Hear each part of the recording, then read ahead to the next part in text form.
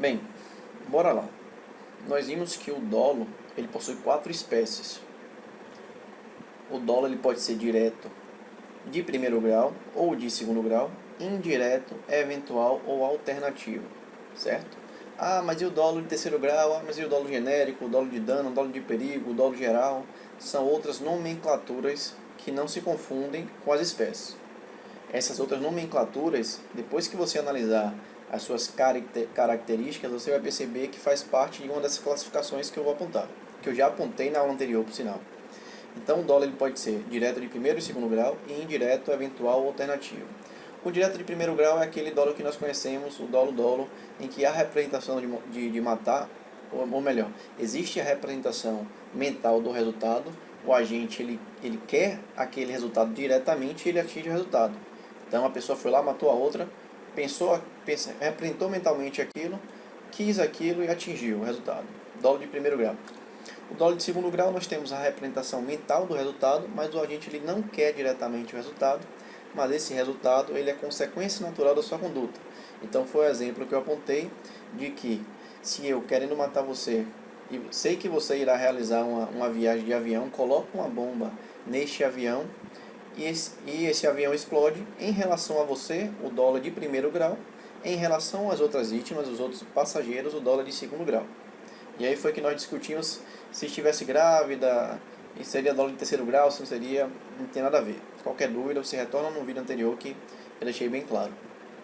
O dolo eventual, ele possui as seguintes características. É aquele dolo, o dolo indireto eventual, é aquele que existe representação mental do resultado. O agente não quer o resultado diretamente, mas ele assume o risco. Então, qual é a diferença entre o dolo de segundo grau, que também existe representação mental, e o agente não quer diretamente o resultado? A diferença é que no dolo de segundo grau, o resultado necessariamente irá ocorrer. Então, a morte das pessoas no avião necessariamente irá ocorrer, diferente do dolo eventual. No dolo eventual, não necessariamente o resultado irá ocorrer. O agente apenas assume o risco, certo? O dolo ele pode ser também indireto alternativo, que é o exemplo que eu falei, se eu quero atingir você com essa cadeira. Então, jogue em você, tanto faz se você vai se ferir ou se eu vou matar você, tanto faz. O que eu quero é atingir você. Então, representei mentalmente o resultado, eu quero diretamente aquele resultado, mas dentro de uma relação de alternatividade. Tanto faz se eu vou ferir, tanto faz se eu vou matar você. Esse dolo indireto alternativo, ele pode ser objetivo, se subclassifica em objetivo e subjetivo. O objetivo é aquele dolo em que a conduta criminosa é definida. E a conduta criminosa é indefinida e a vítima é definida. Então, nesse exemplo da cadeira, eu querendo acertar você, você e a vítima está definida, mas o resultado da minha conduta, a minha conduta criminosa, não está definida. Porque eu não sei se eu vou matar, eu não sei se eu vou ferir, mas tanto faz. Beleza? Já o dolo indireto alternativo subjetivo é aquele dolo em que a conduta está definida, a conduta criminosa está definida, mas a vítima não está definida. Então, por exemplo, se uma pessoa vai ao shopping e começa a atirar em quem aparecer pela frente. Então, o resultado mostra que ele quer matar alguém, mas não sabe quem, está definido, certo? A vítima é definida, mas a conduta criminosa foi definida. Então, o dolo é alternativo, o dolo é indireto, alternativo, subjetivo. Ok? E agora vamos falar das teorias. Existem diversas teorias sobre o dolo, mas são 3 as mais, pode-se dizer, badaladas que a doutrina costuma apontar. Essas teorias vão buscar responder a seguinte pergunta: afinal, quando é que nós temos o dolo? Quando é que nós vamos ter o dolo? Então, são 3 as teorias: teoria da vontade, a teoria do consentimento ou assentimento e a teoria da representação. Na teoria da vontade, nós vamos ter o dolo quando existir a representação mental do resultado, quando a gente quer atingir diretamente o resultado e quando ele atinge o resultado. Então, existe a representação mental, o agente quer o resultado diretamente e ele atinge o resultado. Então, pergunto: qual modalidade, qual espécie de dolo se encaixa na teoria? Evidentemente, é o dolo direto de primeiro grau. Então, a teoria da vontade representa o dolo direto de primeiro grau. Beleza? que é até a primeira parte do artigo 18, inciso 1, que vocês podem ver aí no Código Penal.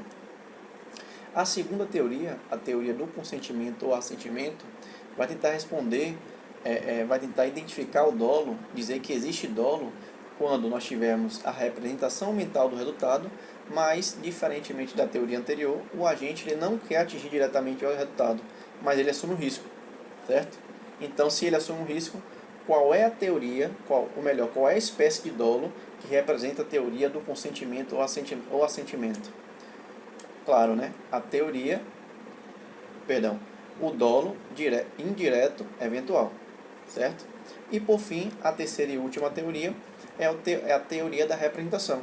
Vai dizer que existe dolo quando houver representação mental do resultado, apenas.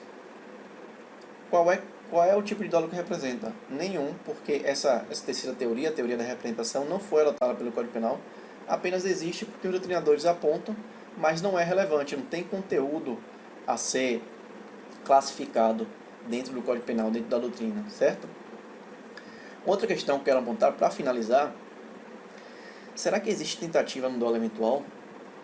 Porque lá no iter criminis, nós sabemos que no itinerário do crime, tudo se inicia, né, pela cogitação, pelo planejamento, pela execução e o resultado da conduta, certo? A tentativa seria um rompimento entre a execução e o resultado, momento em que o resultado ele só não ocorre por circunstâncias alheias à vontade do agente, artigo 14, inciso 2, certo? Será que existe tentativa no dolo eventual? Lembrando que no dolo indireto eventual existe representação mental do resultado, o agente ele não quer o resultado diretamente, mas ele assume o risco. Vão ter duas teorias que vão apontar, são duas as doutrinas, dois posicionamentos sobre a existência da tentativa no dolo eventual. O primeiro posicionamento vai entender que se a tentativa nada mais é do que o fato de que o resultado ele não ocorre por circunstâncias alheias à vontade do agente, não há tentativa pelo fato de que assumir o risco não é sinônimo de vontade. Então, para a primeira corrente, não existe vontade no dolo indireto eventual. Diferentemente para a segunda corrente. Para a segunda corrente, o fato de assumir o risco é equivalente à vontade. E é essa corrente que prevalece. Então, prevalece hoje que existe tentativa no dolo indireto eventual pelo simples fato de que o assumir o risco do agente equivale à vontade descrita no artigo 14, inciso 2 do Código Penal, que traz a tentativa, certo? Dessa vez eu não usei a lousa digital, tentei ser um pouco mais objetivo, mas se você analisar a aula anterior, você vai perceber como é que eu estou classificando em relação à representação mental do resultado, se o agente ele quer o resultado diretamente, ou se ele atinge ou não, e aí vai ficar mais fácil. Então, peço que retornem, espero que tenham gostado da aula, me sigam no Instagram, curtam, compartilhem e se inscrevam no canal. Valeu, grande abraço.